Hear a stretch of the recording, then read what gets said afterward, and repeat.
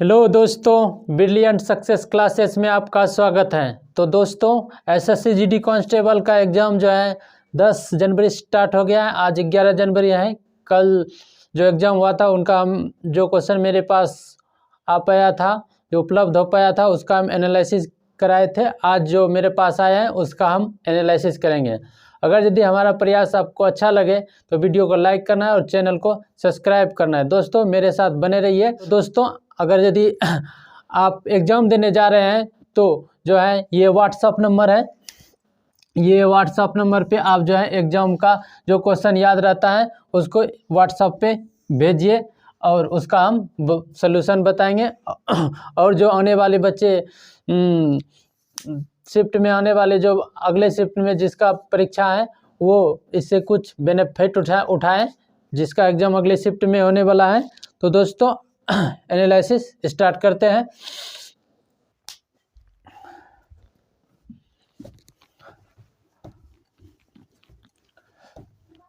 देखिए, आज के एग्ज़ाम में कौन कौन सा क्वेश्चन आया था और जो है जितने भी अगले शिफ्ट में एग्ज़ाम देने वाले बच्चे हैं, एग्ज़ाम जो देगा अगले शिफ्ट में, उस सभी देखें कि किस किस चैप्टर से कौन कौन सा प्रश्न पूछा गया था। इसलिए आपको ये क्वेश्चन को बारीकी से देखना है, इससे आपको बहुत बेनिफिट मिलेगा। तो हमारे चैनल ब्रिलियंट सक्सेस क्लास पे बने रहिए। तो आज के शिफ्ट में क्वेश्चन जो था रीजनिंग का पहले देख लेते हैं। रीजनिंग का क्वेश्चन कौन कौन सा आया था। रीजनिंग का क्वेश्चन आया था, रीजनिंग से जो था प्रश्न, रीजनिंग से था कोडिंग डिकोडिंग से 2 क्वेश्चन था। कोडिंग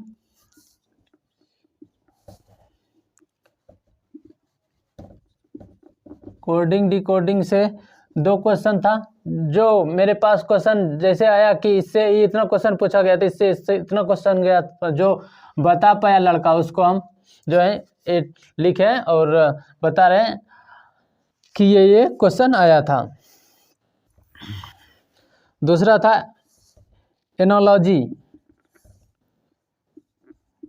एनोलॉजी से 2 क्वेश्चन आया था। डाइस से 1 क्वेश्चन आया था। सीटिंग से 1 क्वेश्चन आया था। सीटिंग से 2 क्वेश्चन था। सीटिंग अरेंजमेंट से 2 क्वेश्चन था। अगर यदि आप इस चैप्टर को अच्छे से पढ़े होंगे तो ये क्वेश्चन जो है ज़रूर बनाए होंगे। और आने वाले जो शिफ्ट में बच्चे का एग्ज़ाम है वो इस चैप्टर से जो है ज़रूर देख लें। रैंकिंग से था, रैंकिंग से 1 क्वेश्चन था। रैंकिंग से 1 क्वेश्चन था। उसके बाद था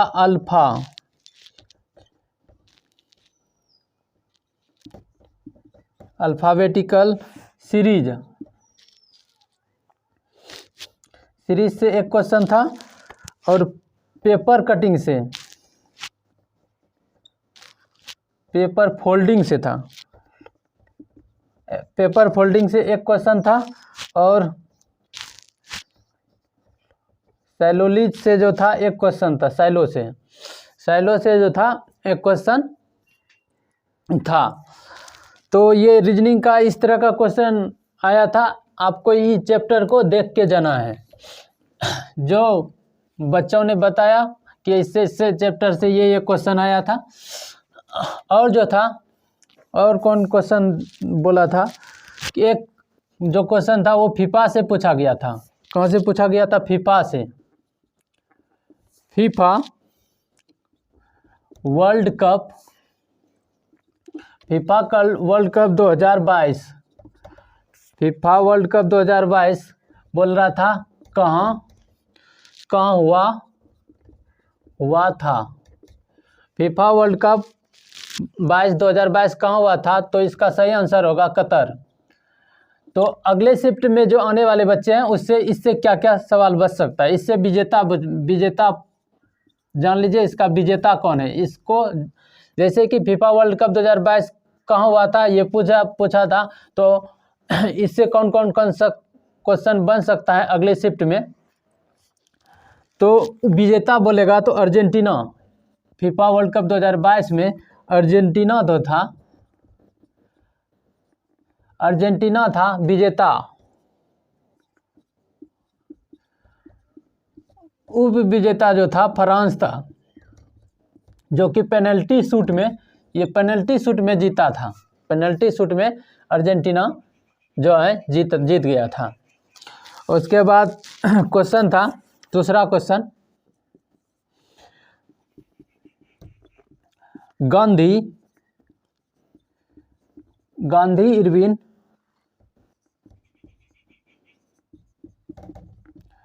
समझौता को किस नाम से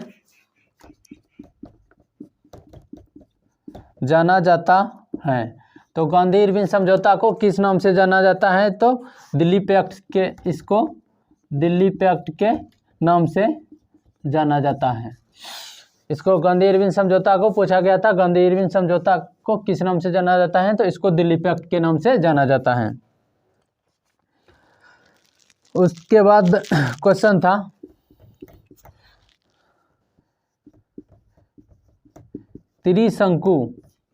त्रिशंकु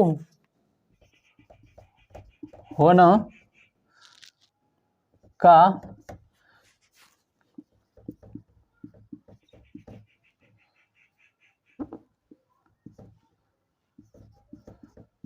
मुहावरा बोल रहा था, त्रिशंकु होना का मुहावरा क्या होगा? त्रिशंकु होना का मुहावरा क्या होगा?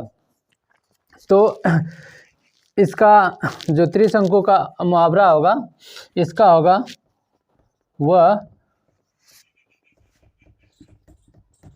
आसमान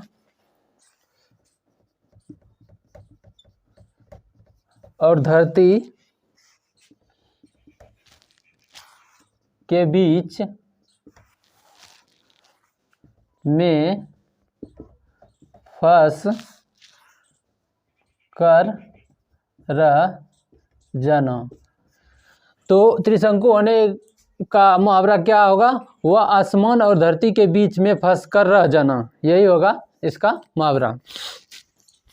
ये सब क्वेश्चन एग्जाम में आया था, आपको इसको बारीकी से देखना है, इससे जो है बहुत बेनिफिट होगा।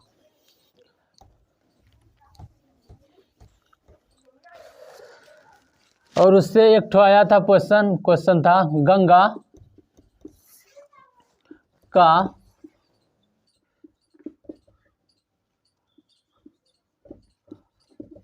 पर्यायवाची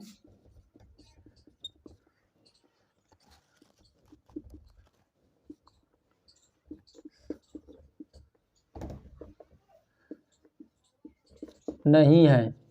बोल रहा था गंगा का पर्यायवाची शब्द कौन सा नहीं है? गंगा का पर्यायवाची शब्द नहीं है, तो इसका पर्यायवाची शब्द कौन कौन होगा? तो गंगा का पर्यायवाची शब्द होता है मंदाकिनी,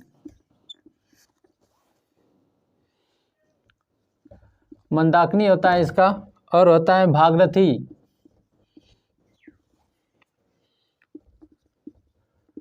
भागीरथी, और होता है देव नदी।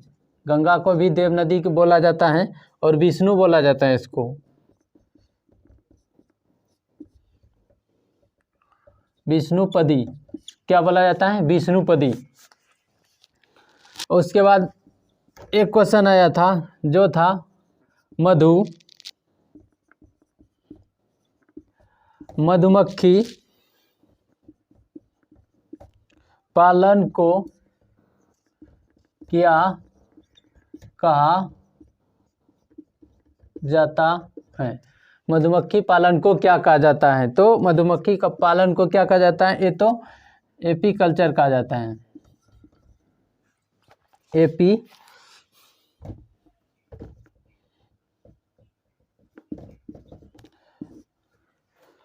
एपीकल्चर बोला जाता है मधुमक्खी पालन को। यह क्वेश्चन आया था। उसके बाद एक क्वेश्चन था पंचवर्षीय योजना से।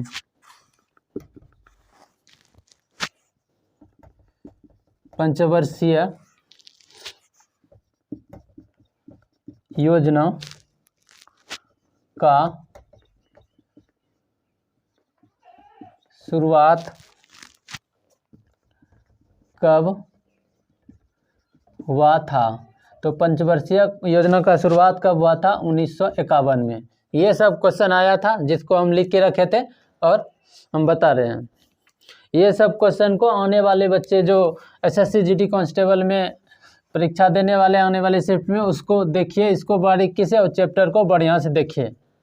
हम जो मैथ पढ़ा रहे हैं उसको भी देखिए, उसमें जो हम क्वेश्चन बहुत जो है बारीकी से छांट के लाते हैं।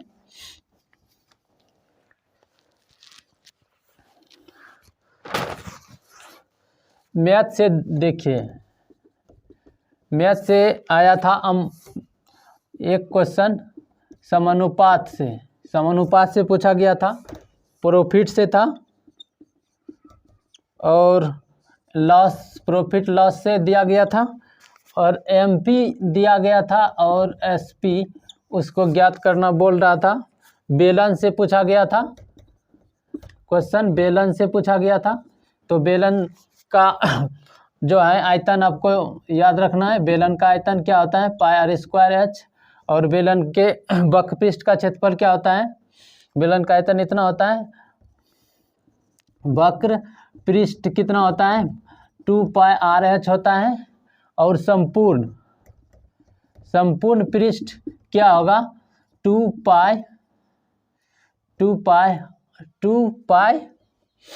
होगा, 2πr × r+h होगा।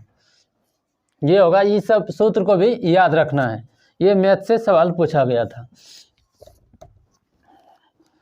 और था एक क्वेश्चन था नौवीं अनुसूची से था। नौवीं अनुसूची में क्या दिया गया है? तो नौवीं अनुसूची में क्या दिया गया है?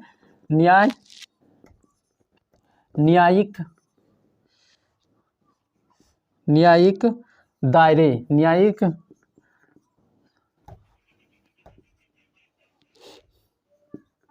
न्यायिक दायरे से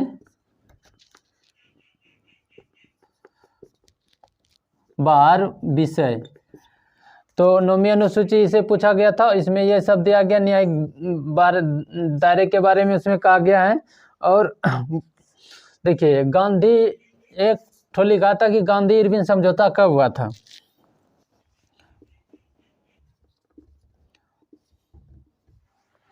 गांधी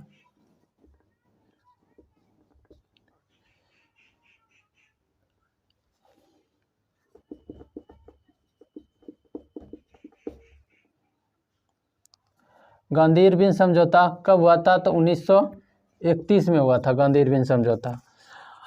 और एक क्वेश्चन ओलंपिक से पूछा गया था। बोला कि ओलंपिक से आया था। अब क्या आया था पता नहीं, ओलंपिक से आया था। इस तरह का क्वेश्चन पूछा गया था और जो इस चैप्टर से क्वेश्चन आया था।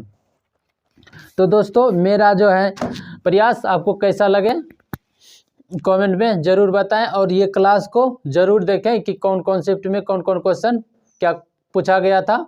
आपको इसको बारीकी से देखना है और उस चैप्टर को अध्ययन करना है। तो दोस्तों, मेरे साथ बने रहिए। इसी तरह आपको एनालिसिस दिया जाएगा। आप जो है मेरे व्हाट्सएप नंबर पे भेज सकते हैं क्वेश्चन को, हम उसको हल करके बताएंगे। तो दोस्तों, आज इतना ही।